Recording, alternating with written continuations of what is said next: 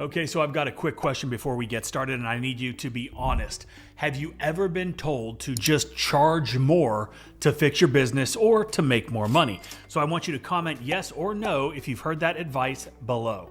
So let's talk about one of the laziest pieces of advice that keeps getting recycled and regurgitated in service businesses, and you've all heard it before, and it's just charge more, right? Apparently, if your schedule is a mess, your routes are inefficient, customers are annoying, and your margins, they feel tight, the solution is just to raise your prices, and suddenly everything fixes itself. It sounds confident, it sounds smart, it sounds like something a successful operator would say, but most of the time it's just the easy answer people give when they don't want to do the real work, when they're too lazy to put in the real work. Because fixing a business, it's hard. Fixing scheduling is hard. Fixing routing is hard.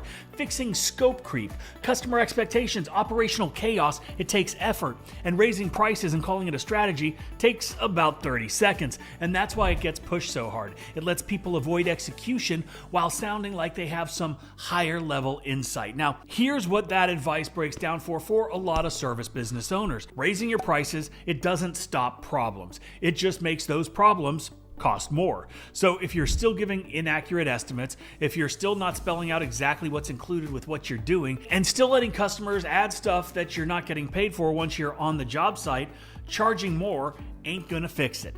You're still gonna hear, well, I thought that was included. You're still gonna get asked to, can you hit that sidewalk, that curb, or that back patio too? Because it's not that big. It's not going to take that much time.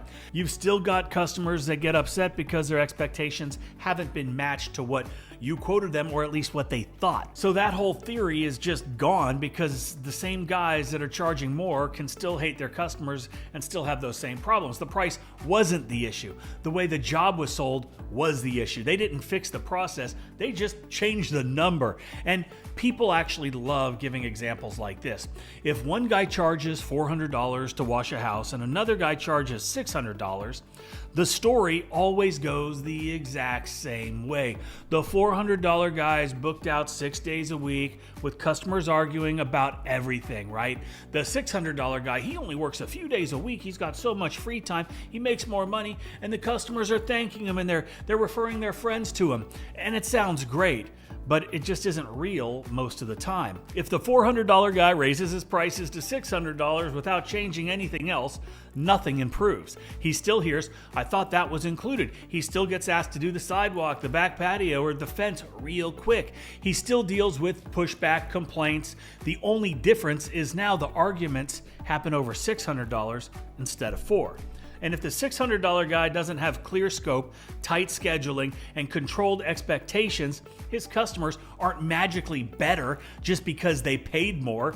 They're just more expensive problems when something goes wrong. And price doesn't create better customers. Structure does. Clarity does. Systems do. Price just amplifies whatever mess already exists in your business. And here's the part that nobody really talks about. One of the fastest ways to increase revenue isn't always raising prices. It's adding value the right way.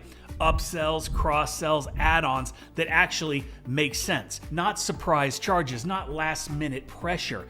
Options that are clearly presented before the job is even scheduled, or while you're there and you have the conversation. That's how real businesses grow, not by squeezing more money out of the same job, but by giving customers clear choices and letting them decide the level of service that they want.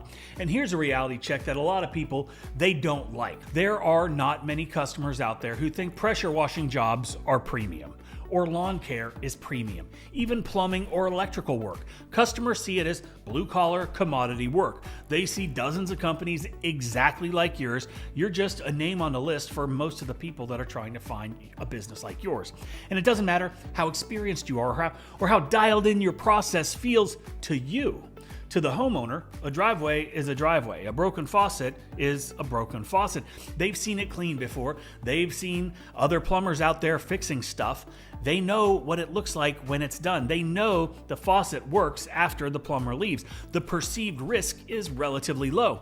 That means raising prices alone usually isn't going to work, which also means you don't earn higher prices by saying you're premium or deciding you just want to charge more. You don't necessarily earn higher prices with confidence or branding or attitude. You earn them by controlling the process before you ever show up, by locking in the scope of work, by defining outcomes, by dominating your market with real marketing that sets expectations before the quote ever happens, by having a contract in place and getting an electronic signature when the estimate is accepted, by making it impossible for the job to turn into, well, since you're here.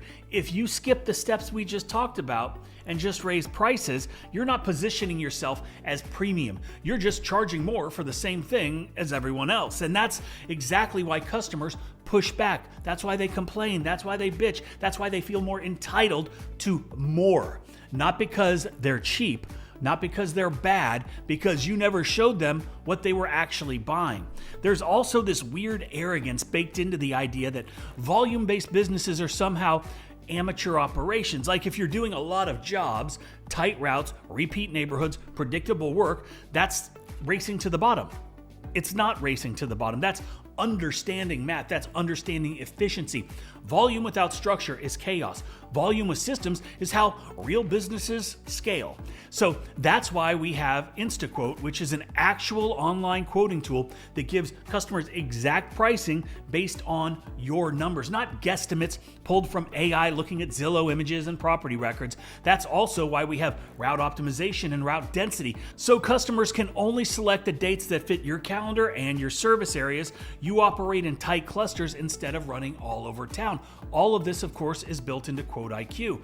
But this is where most businesses start to fall apart. They want premium pricing without premium structure. They want better customers without doing the work to control expectations and positioning their business as an actual premium supplier of whatever it is you do.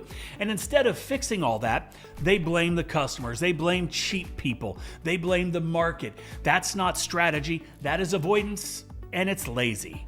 The truth is, there is no pricing strategy that replaces execution. You don't get better customers by wishing for them. You don't get smoother days by raising prices alone. You get there by tightening things up, tightening up your operations, by controlling scheduling, by having a real strategic approach to marketing that works both short-term and long-term. Not theory, not recycled advice, real strategies that work today, 2026, because a lot of the strategies that you hear about, they ain't working anymore. And this is exactly where service businesses start leaking money. And it's something that I lived with for years. Windshield time, random scheduling, zigzagging across town, customers booking whenever they wanted to, reschedules, wasted fuel, lost billable hours. None of that gets fixed by charging more. It gets fixed by building a system that forces efficiency, whether you're charging premium prices or you're running high volumes of business. And this is where tools actually matter. Not because software magically runs your business, it doesn't, but because it enforces discipline. When you don't have structure, you rely on memory, judgment calls, fixing problems after they happen. That's exhausting, and it's why so many service businesses feel chaotic even when they're making decent money. This is also why so many service businesses fail. This is exactly why we built QuoteIQ the way that we did. Not to sell some fantasy about premium pricing, but to help operators control the parts of their business that actually create profit. Quoting accurately, scheduling intentionally, routing efficiently, setting expectations before the job even gets put on the schedule. That's how you increase margins without playing pricing games. You don't squeeze customers, you squeeze inefficiency. You don't blame the market, you fix your systems. And that's the part that a lot of people don't want to hear. There is no single right pricing model. It's just that simple. Some businesses win with premium pricing. Some win with volume. Both work when they're backed by structure, systems, and real execution.